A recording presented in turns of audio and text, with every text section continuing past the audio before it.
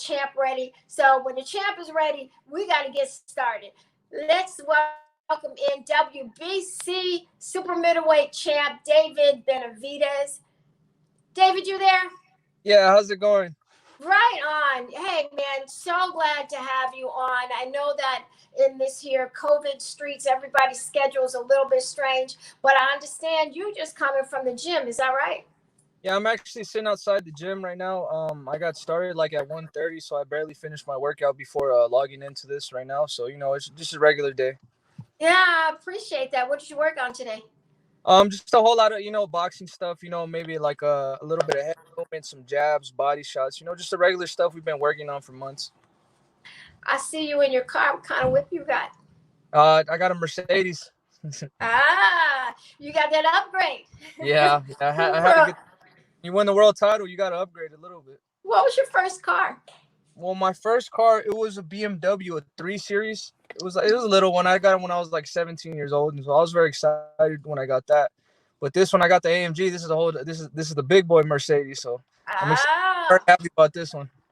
You got the heated seats for your biscuits. Yeah, yeah. But you got enough room back there, because I know you're expecting. Well, you're not expecting, but you will be a father soon, correct? Yeah, no, but I have an SUV at home, so I'm already prepared for the baby. I got the car seat, so I got that prepared. This is my personal car for when I want to drive for myself. But when I have my family with me, I got the SUV at home. Daddy's toy. When's the baby due? On September 5th.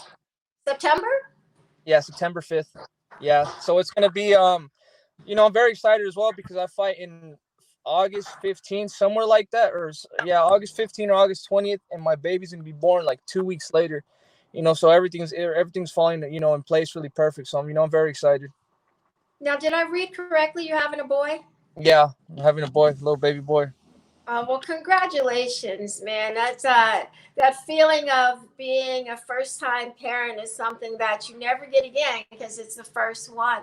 What are you looking forward to the most? To be honest, just teaching them, how to be a good kid. Giving them. I really want to give him a proper education. I want him to be very educated and finish high school and go to college, and if he wants to do boxing, that's an option as well. But since, I didn't graduate high school, I dropped out twice. So I kind of want him to finish high school and have that, that whole high school experience and the college experience, it's something I missed out on. So, I kind of want him to have that, but if he wants to follow my footsteps and be a boxer, then, I'm all for it. I'm all for whatever he wants. So you don't have, because it is the family business. Your brother Jose is a welterweight. Your father is your trainer. So you can definitely, there's plenty of support for your son should you want to go in the family business. But what you learn outside of boxing that you feel like lessons that you can impart?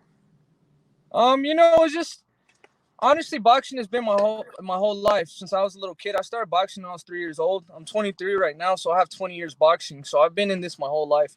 But the thing about boxing that has taught me is that, with hard work and dedication, you could accomplish anything. There's no dream that's big enough that you can't accomplish.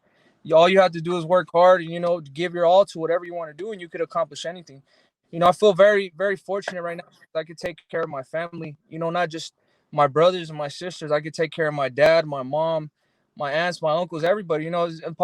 Boxing has put me in position, to take care of everybody and, be whatever I want to be in life,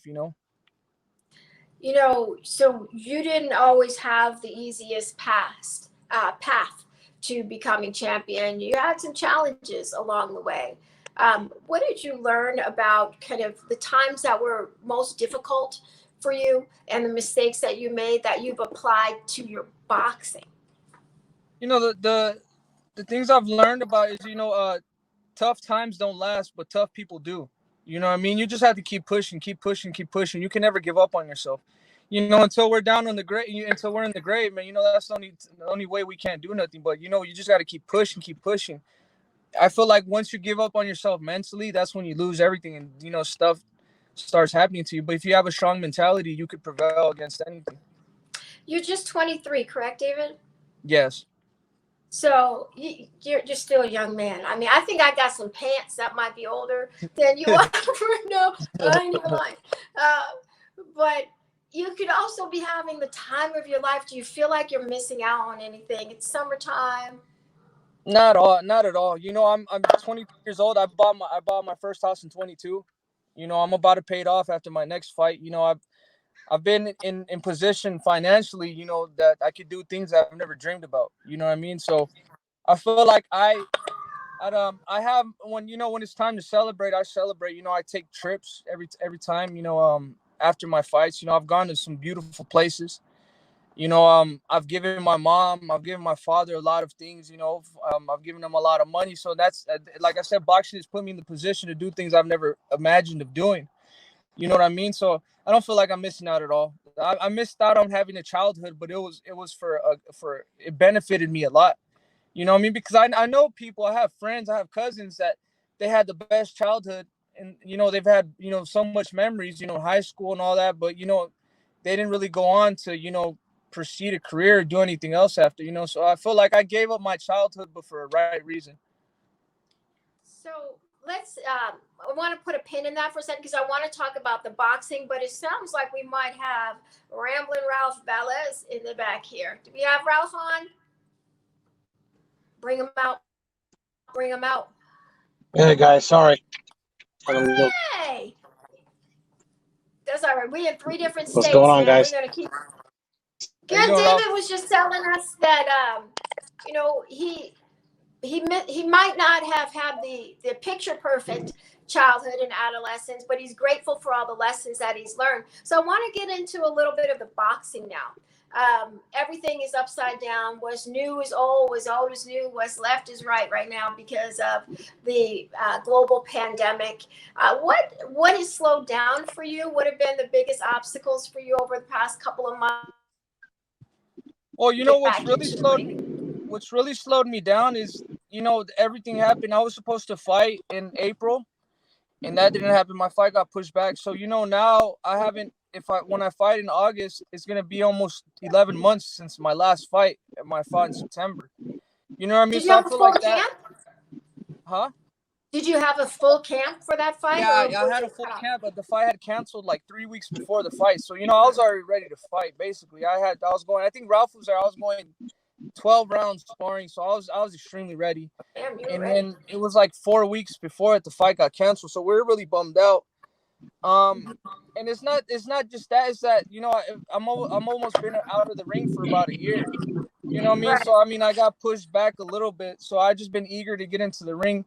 Nothing has really changed for me. I've been training. I've been doing all that. The only thing that's changed for me is that I haven't been able to fight. I haven't fought in a while, but I'm doing everything the same. I stay home. I don't really go out. I just stay home, come to the gym, and that's the whole time. That's the only thing I've been doing since this whole pandemic has been going on. But it's a scary thing now because every time I go out, I have to have the hand sanitizer in the car. I have to have the mask in there because it's I don't want to get that the COVID-19 is a serious thing. You know what I mean? So I think it's a lot more fear than I've been used to. Now I don't even want to leave my house most of the time. After I'm done with the gym, I just go back home and I don't even want to step out the house. You're in Seattle? Yeah, Seattle, Washington. To Seattle. You've been watching the fights? You've been watching Top Rank cards on Tuesday, Thursdays? Yeah, I just seen the fight. I think the Gabriel fight? Yeah, he fought yesterday, right? There was one yesterday. Yeah, I've been keeping a good eye on them. Yeah, there've been some good shows that have been put on.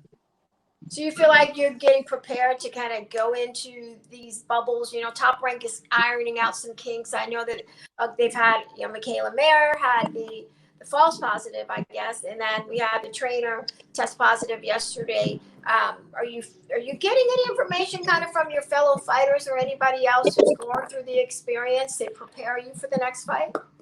Not really. I really don't talk to any other boxers that fought yet. I think the thing that that I'm just trying to prepare for most is fighting without the crowd. I'm sorry. It's because a lot of fighters, like including myself, we feed off the energy from the crowd. You know what I mean? So it's gonna be a little different, but I feel like I'll be a little bit more focused. Because there won't be as much emotions going into it. For the fans. Making mistakes, trying to make the fans happy. Giving them a good show because at the end of the day, they pay to see the show.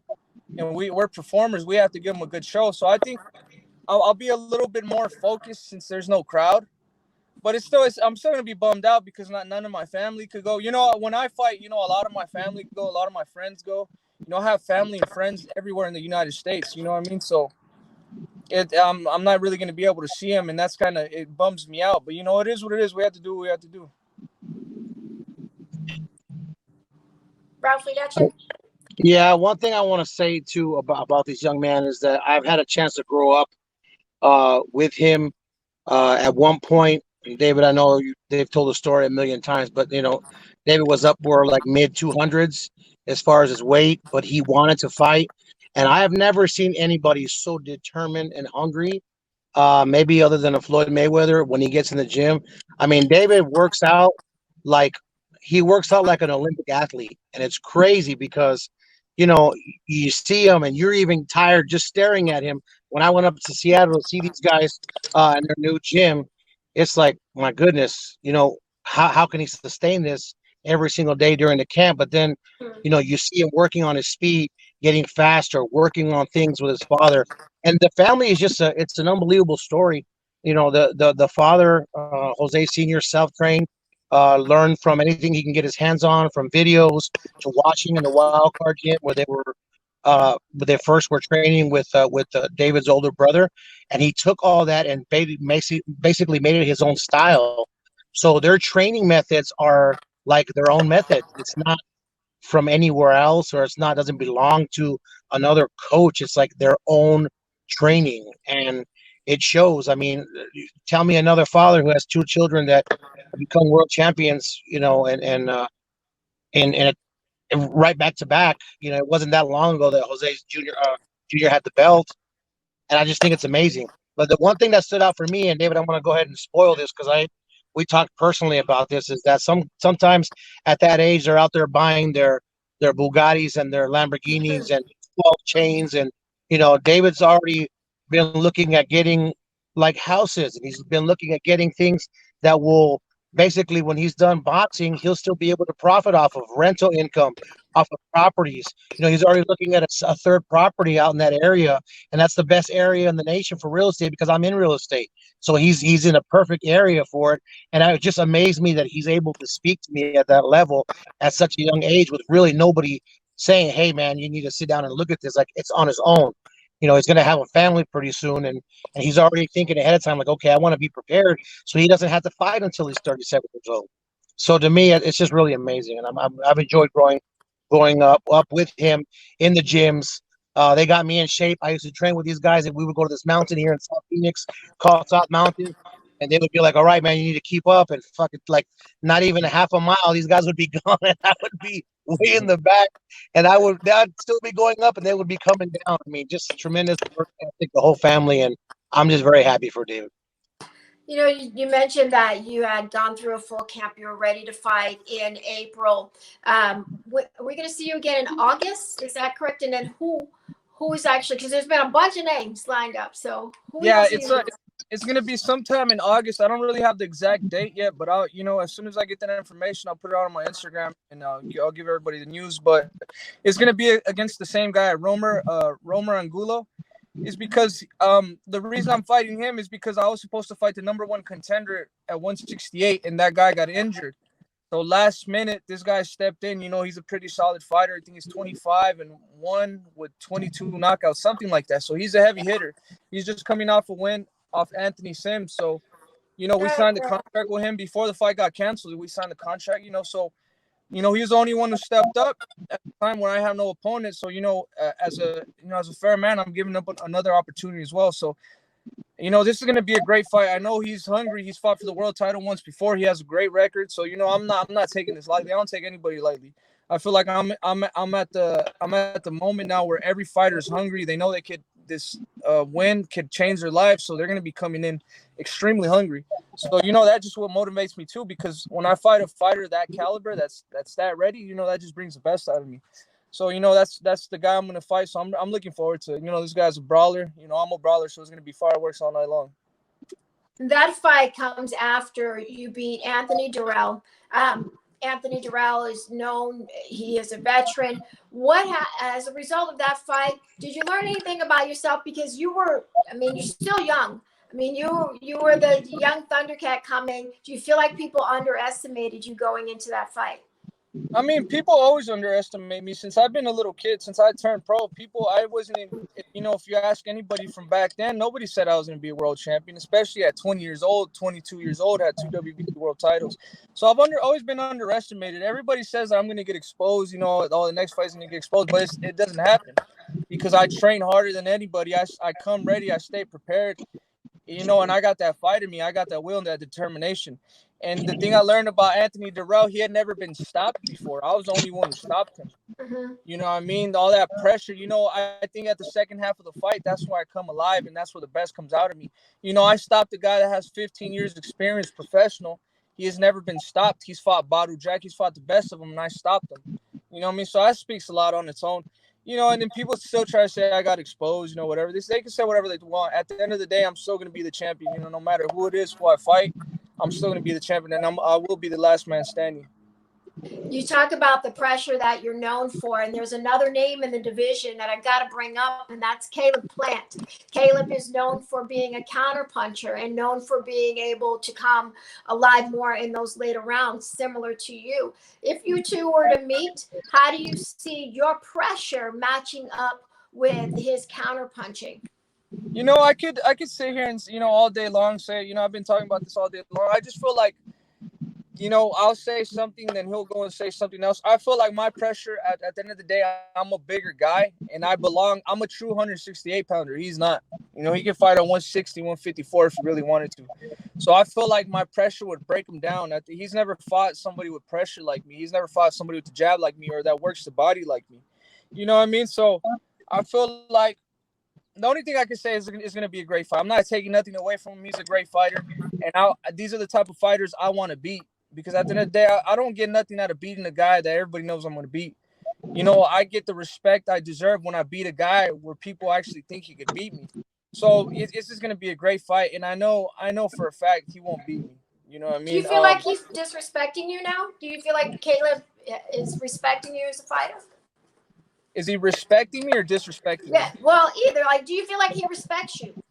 I really don't care what he thinks. I don't think he does. I mean, he thinks, like I said, I seen like a ridiculous post the other day. He says that he runs a 168-pound division.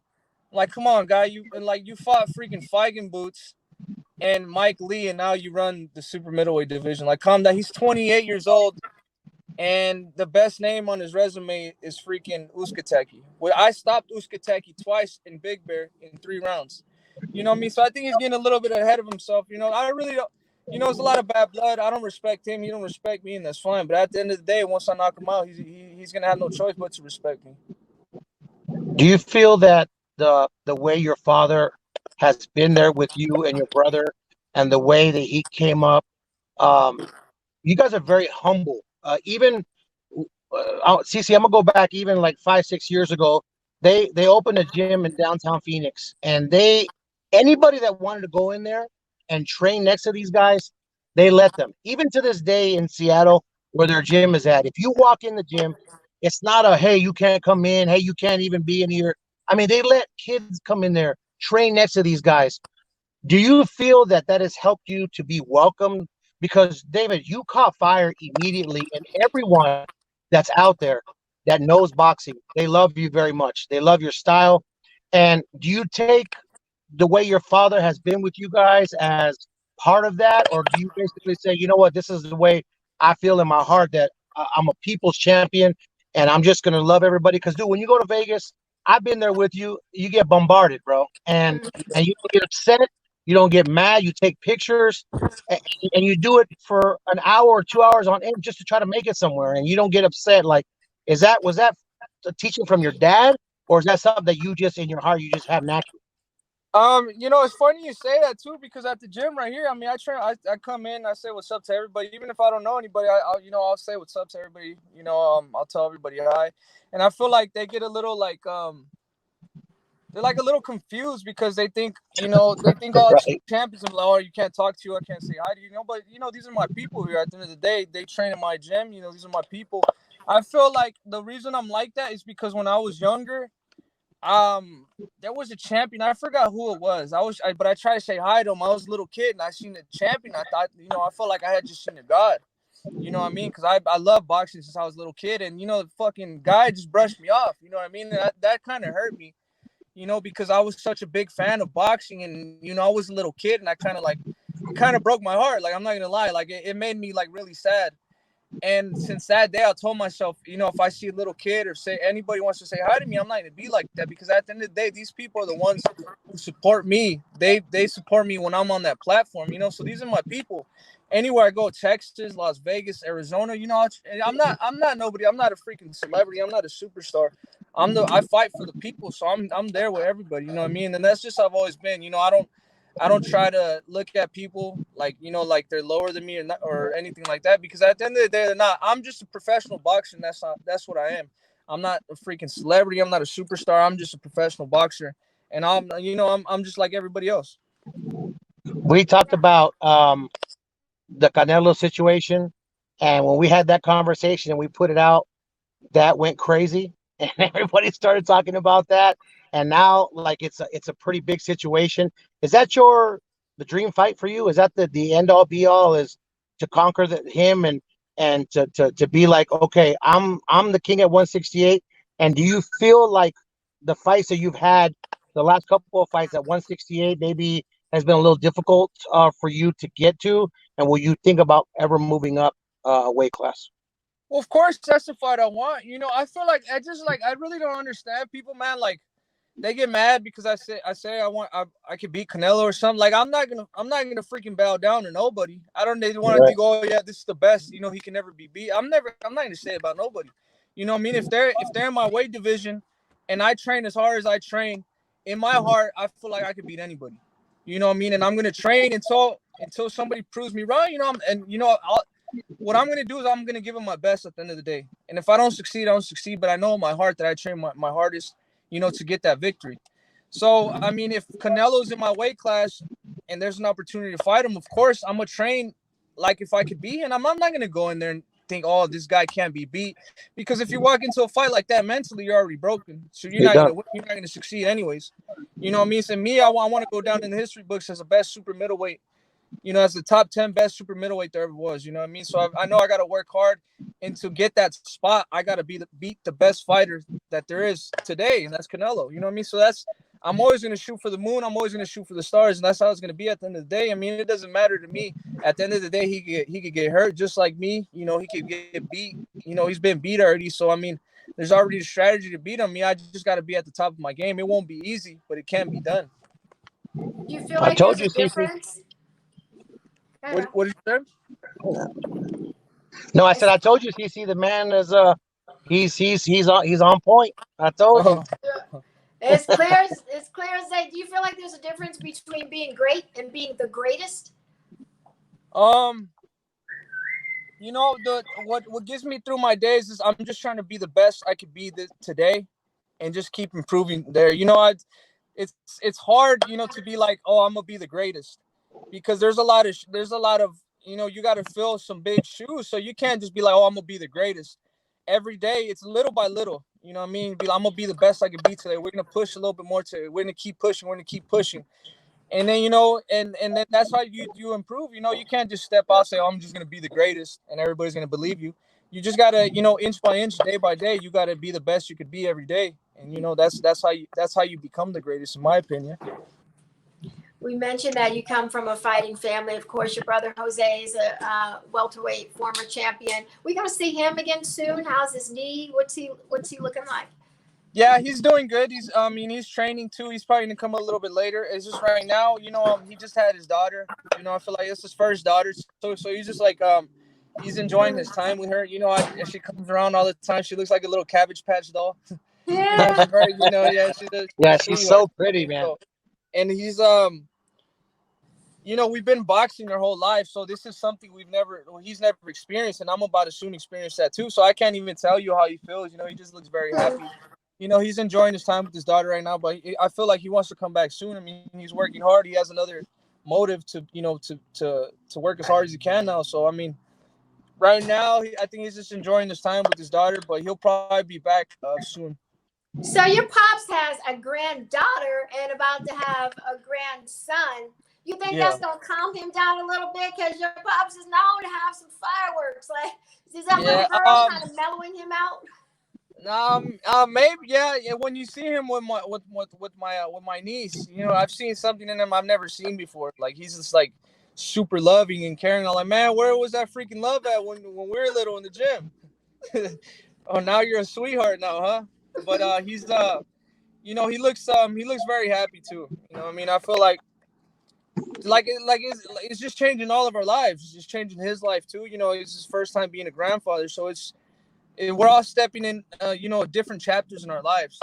You know what I mean? So, you know, I feel like it's just been a beautiful ride. You know what I mean? With the boxing, starting boxing, then winning the world title. You know, then being on top, then having kids. You know what I mean? It's just I don't know. It's just a beautiful thing. I guess it's just how life goes. You know, we just got to appreciate every moment. For me, they asked me what my greatest event was in my career, and I got to announce David's first title fight, and it was actually not by accident, but Jimmy Lennon had already had a date that was already secured. And when Jimmy Lennon was going to be in Europe, I got the call, and it's crazy how two people from almost 3 or 4 miles away from each other, growing up with each other, I got to announce a fight. That was my first WBC title fight. That was David's first WBC title fight, and that probably will be number one for me forever, only because of the fact that he's like my little brother, man. So yeah, I'm very happy and very. Go ahead, sorry, David. It was a very special moment, man. Just being in that ring, not only just fighting for a world title, winning the world title, and Ralph announcing it. I mean, it was just something very special. You know what I mean?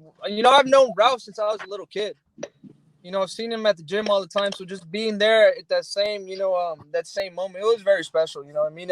Not too much people from Phoenix, make it out Phoenix, because Phoenix is not really a good place, as you know. And so somebody to make it out of Phoenix, and just being in that moment together, as him being one of my good friends, it was very special. I appreciate that. Real quick, CC, before I'll give you the last question, I have one more thing to say to David real quick, though. The other day when you were on the WBC Talks Streamcast, I happened to get in real quick, and I caught when Mauricio Suleiman stopped the broadcast and commended you for what you've been able to do to fix whatever growing up pains that we all go through as an adult and as we're learning how to become men. How did that feel, man, to have someone like that to praise you and say, you know what, we made him do all kinds of shit. We put him through all kinds of protocols, the testing, clean program, and David is acing it, A+ all the way. How'd that make you feel? That's pretty cool. That was pretty dope, man. It was very special, man, just because this guy has been around the best of the best. He's been around freaking Julio Cesar Chavez. His dad's been around Marvin Hagler, Ray Leonard, all these greats, man. So for him to tell me something like that, it made me realize too that I'm just in a whole different level right now, and I just I did the things I did were back the mistakes I made, but now that I've got my act together, that people this important, they're supporting me. It really means a lot to me, and it just I don't want to disappoint anybody anymore, and just for them people that have that much that much belief in me, it really means a lot to me and my family. So it was a really nice moment too. You said I don't want to disappoint anybody anymore. I think that you're on your way to having great things happen for you. You've worked hard to get the championship. Is it harder to work to get the first one, or do you feel like you got to put in more work to keep it? It's the same. I think now that it's a little bit harder just to keep the championship, because you can't slip up. Every camp has to be as hard as the first one was to get the belt. Because these people, whoever you fight against, that might be their first time fighting for the world title, and they're gonna train their ass off. You know what I mean? So that's why I like that my dad put us through all these training camps, because we've trained. I've trained like this since I was 15 years old. So this is what I know. 3-4 times a day. Total of 6.5 hours training a day. This is 3 my life. times a day. Hell yeah. This is my life. When he says 3 or 4 times a day, he's not lying. 3 or 4 times a day ridiculous Yeah. workouts he's doing. So my regimen, you know, by the time I'm done training, like I kid you not, the hours I have training a day are 6.5 hours. And that's how much I trained. And not all together, you know, three, you know, two, and then two and another 1.5. So, you know, it's not easy, but I feel like this is my routine now, and this is what my body's used to. So it's you know, I feel like that's the key right there, just to maintaining and just to maintain that world title. You know, I already have the work ethic down. It's just keeping it going. You know what I mean? Because now it doesn't even matter who I fight. I know I'm gonna be extremely prepared for whoever I fight. You know, so it don't even matter. It's just that I just gotta keep it. I gotta keep it going. I can't train. I gotta train as hard as I did when I was 15 years old. You know what I mean? So it's just, and that's how. At the end of the day, I want to be the best of the best. So nothing's gonna change. This is what I love to do. You know, I don't even feel like it's training when I'm in the gym. You know, I'm just learning. This is what I love to do. I mean, I love to be in the gym, and I love to run. I love training conditioning. So nothing's gonna change. You know, until I'm 30 years old and I retire. So I hang up my gloves, and that's when I relax. But right now, this is my job. You know, I didn't graduate high school. I didn't go to college. I had nothing else in my life besides this. You know, my family. So this is what it's gonna be. David, we appreciate your time. Can't wait to see you come August. We just got a couple of more months to go. Hey, want to wish you a happy Father's Day. Yeah. So Yeah, happy for you, man. I forgot. I'm so happy, dude. Yeah, I forgot. Well, make sure you get you a steak come Sunday, because you get one too. You, Yeah. so happy for you, man. I'm so happy for you. You guys, you take care, bro. We'll see you very soon. Okay. Thank you guys. I appreciate your time, man. Both of you guys, and you know, thank you so much for bringing me on here. It was a great interview, and thank you so much again. I hope you guys have Absolutely, Dave. Love you, bro. See you later, man. Be cool. Take care.